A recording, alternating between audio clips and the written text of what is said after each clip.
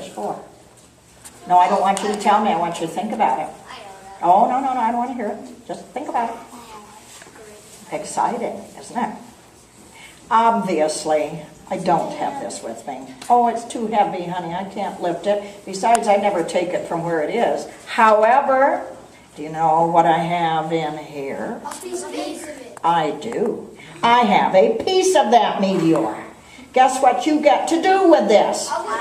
You get to touch it and, oh my yes, oh my yes, oh my yes, oh yes, oh yes, oh my. All right. You've just heard the legend. Now you have to hear the warning that comes with it. Oh, every legend has a warning, and this one's got a tough one. Based on an old adage, I am sure you've heard your grandparents or parents say to you many times, and it goes like this. Be careful what you wish for. It just might happen. You're going to have to be careful, and here's why. You see, wishes that really happen, they're different than anything you've ever done. Wishes that really happen don't belong to just you because they are going to affect other people besides you. Now, my grandpa got worried about that. He started thinking, wait a minute, all those people coming to my farm, I don't know any of them. I've never seen them before in my life. And what if one of them, and this you must consider, as this is all it takes. What if just one of those people is mean-spirited and selfish? What if they make a disastrous wish that changes everything for you and me, and we don't like the change? Didn't take my grandfather long to figure out whoever does this has to make this wish with a very loving, giving, and unselfish heart. So he came up with a test to make sure whoever touched the meteor had the right stuff. And this is the test. Anybody that came there, he stepped between them and the meteor. Wouldn't let them touch it. Then he looked them right in the eye and he told them 3 wishes they could not make. Oh, they could have millions of others. Could not have these 3. Are you ready? Yes. First and foremost, the first and foremost wish you may not make on this, you may not wish for money. Well, mankind has swallowed that one hook, line, and sinker. Look where it's gotten us. Greedy people were running the world, boys and girls. They didn't care if your folks lost their jobs or if you lost your homes. They didn't care. Besides, if you want money to happen to you that you didn't work for and you didn't earn, and you're going to bring it in with a wish, you're going to open a terrible door you can't close, because here's the deal. Money wishes seem like they're going to be wonderful. They never are. Do you know why? They always have a price, sweetie. They're never for free. And it's a terrible price. Always there's somebody foolish enough to try it. Do you know what happens to them? Oh, that wish takes them over. They become mean-spirited, grotesquely greedy, selfish, horrifying people. You don't want that to happen to you. There's nothing wrong with earning mountains of it. The money isn't the issue. The issue, don't wish for it on this. It's going to backfire. It's going to cost you more than you can pay. Do you understand me? Okay, that's number 1. Here comes number 2. Second wish you cannot make on this piece of falling star. You may not change other people with this. Oh, well, I'm here to tell you I have issues with other people. Boy, there's some other people I'd sure like to change. Well, but I can't do it with this. And what I'm going to tell you kids next, I'll bet you many of you already know. You guys, you were born with the power to change other people. You don't need this. Oh, for heaven's sake, you were born with the power. You've always been able to do it. I'll show you what I mean. This is what I mean. Here's what I mean. Let's say somebody is being less than wonderful to you. What do you do in return to them that is going to change them? What do you think it is? Bingo! Geez, almost all of you got that. This must be a remarkable school. Absolutely. You change people by the way you treat them. You can't change them with a wish. And let me tell you, the hardest thing you're ever going to come up against, that's going to happen to you a lot. It's happened to me most of my life. There's going to be times where somebody is going to be really stinking and mean to you. When they are, you throw kindness back at them and then watch their face. They really don't know what to do with it, and you win. So do you understand me? You change people with your hearts. You don't change them with this. Got it? Yeah. Okay, here comes number 3. Now, the third wish is not going to be hard. For those of you in this room that are dreamers, visionaries, you've always marched to a different drum. You don't do it the way other people do. This is not going to bother you a bit. And I suspect everybody in this room is who I've just described. It is going to bother maybe some of you in this room who spend hours and hours and hours sitting in front of a TV. And it isn't so much the programs I'm talking about, although I've got to tell you, some of the programs you watch are awful. Do you know what I worry about the most about TV and watching it for hours? All the commercials and advertisements. Very good. That's exactly. Do you realize for every hour you watch programming that is aimed at you, you've also watched 40 commercials, 40 of them. You think that doesn't have an effect on you? Look what their commercials are about. It's all about toys, toys, more toys, toys, toys, sugar, sugar, toys, video games, sugar, toys, toys, toys, candy, toys, video games, sugar, sugar, candy, candy, toys, toys, toys, candy, sugar, sugar, candy, candy, sugar, sugar, sugar, sugar, candy, candy, candy, toys, toys, toys.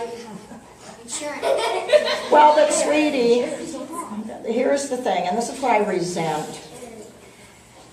Kids sit in front of that TV, and those commercials make you think that everybody on the planet has those toys except you.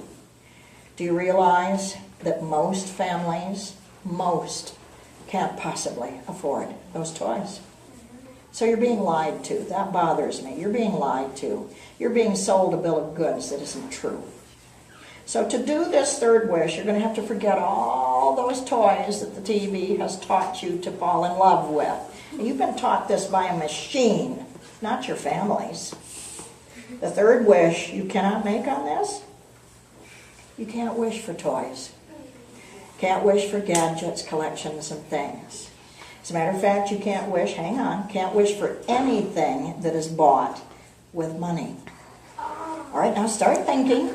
Get up there in the continuum, because this isn't about what people are going to buy for you, do for you, and give you. Turn it inside out.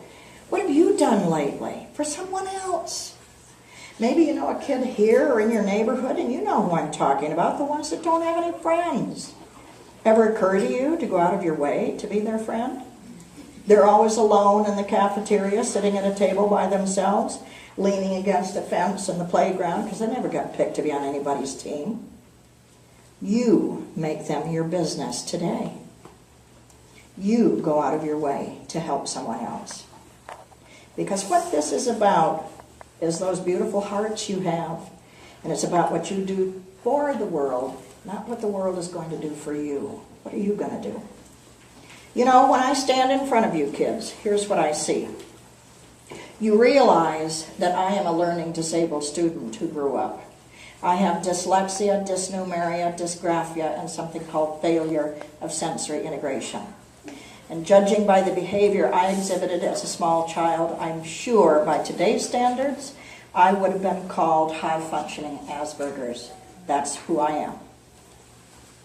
But I rose above it and walked around it and used it to make my life something extraordinary.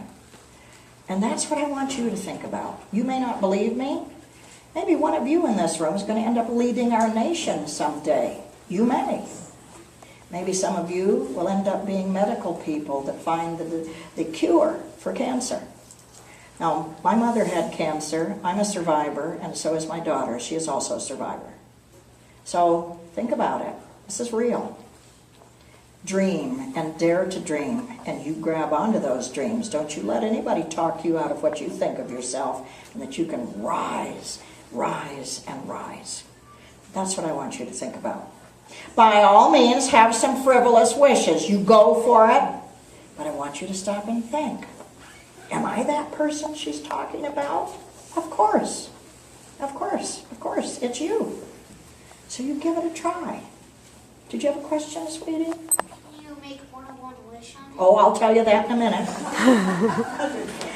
I'm going to put this thing away. We'll get it out just when we're ready to do it at the very end.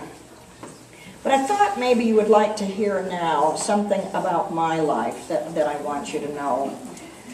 I just told you that I'm a learning disabled student who grew up. Well, I went to public schools. And when I was little, they didn't know what to do with people like me. So I thought at a very early age that I was dumb and that I was stupid and pointless. I didn't even dare have any dreams. Why would I? Dreams don't come true for losers like me. That's what I thought of myself. I hated it when they made me read in front of my class, because think of it. I couldn't read. I couldn't read till I was 14.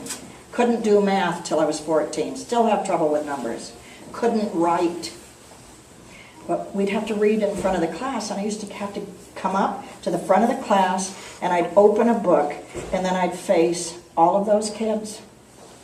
For me, this was like standing in front of a firing squad. The book would start shaking, my knees would buckle, my heart would pound so hard. I thought the kids in the back row could actually hear it. I'd hang on to the book so tight it broke my fingernails. Do you know what I remember the most? I looked at the faces of all the kids in that room, and I was thinking, oh God, I can't even breathe. Please don't make me do this in front of them, because they're all going to know. They're all going to know. But I would still try. Didn't matter how hard I tried, my brain changes whatever I see. Every word out of my mouth was wrong. Do you know how embarrassing that was, to fail in front of my entire world? Do you know what made it even worse? As I'm walking back to my desk, do you know every single kid in that room started laughing? And they were laughing at me. And that hurt. Because you guys, I was doing my best. And when they laughed, it made me wish I'd never been born. Now that I've grown up, I've come to realize I don't think those kids meant to be cruel. I think sometimes when you young folks see someone struggling, actually you're very embarrassed for them, and you don't know how to handle the embarrassment, so you laugh. I'll bet here at this school you don't, but in most schools, they laugh. Please, if you see someone laughing, encourage them not to. You have no idea how much you're hurting the person you're laughing at. It was even worse, though. Those kids that were laughing at me, they'd get me out on the playground, and they'd dance around me, and they'd call me names, and they'd make fun of me.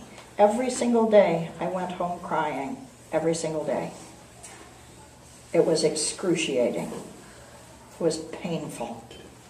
I hope you realize, if you get teased by anyone else, here, anywhere, that there's something very wrong with the person teasing you. They have the problem. Think about it. They can't be happy unless they're watching you be upset and sad. It says a lot about them, doesn't it? So be kind to each other. And from what I'm understanding, this school has very, very intelligent, amazing young people. But you learn differently. So do I. I can't learn the way other people do. And now that I've grown up, I realize that doesn't mean I'm dumb. I just don't do it the way other people do. So you keep that in your hearts. You're going to be extraordinary people. You will be extraordinary people. And you're so lucky you're going to a place where they know how to help you. They never knew any way to help me through my entire school career. I almost imploded and went away. You guys have a wonderful chance here. So you keep that in your hearts. You realize, don't you, that they've just finished studies of young people who learn differently. You know what they found out? If you are ever in a public school and in a special class, you're not there because you're dumb. You're on the other end of the scale. So drop dead brilliant, they have no idea how to access most of what you know. You know things. So you keep that in your hearts. Keep it in your hearts.